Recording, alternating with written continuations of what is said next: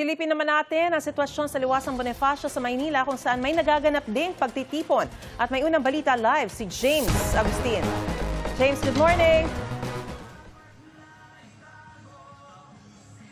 Maris, good morning. Marami-rami na rin yung mga taong nagtitipon-tipon dito sa Liwasang Bonifacio sa lungsod ng Maynila ngayong umaga. Bago mag-alauna na madaling araw na magsimula magsidatingan ng mga tao rito sa Liwasang Bonifacio. Ang iba dito na naglatag na mahihigaan. May mga nagdala rin ng upuan.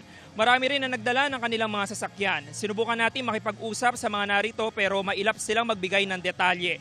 Hindi rin nila sinasabi kung anong grupo ang kanilang kinabibilangan.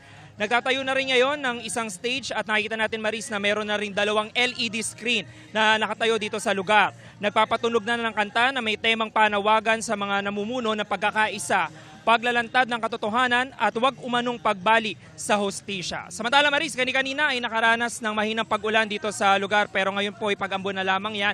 Kaya sumilong na rin yung mga tao na nagtitipon-tipon dito at patuloy pakipag-ugnayan natin sa Manila Police District kaugnay doon sa seguridad na inilatag nila. Though ang sabi sa atin ng tagapagsalita ng MPD na si Police Major Philip Ines ay Freedom Park itong Liwasang Bonifacio. Para naman sa mga kapuso natin na patungo po sa area ng Manila City Hall ay hindi naman po apektado yung daloy ng trapiko dahil po yung mga tao na nagtitipon-tipon dito ay nandito lamang po ngayon sa area ng Liwasang Bonifacio. Yan muna latest mula po rito sa lungsod ng Maynila.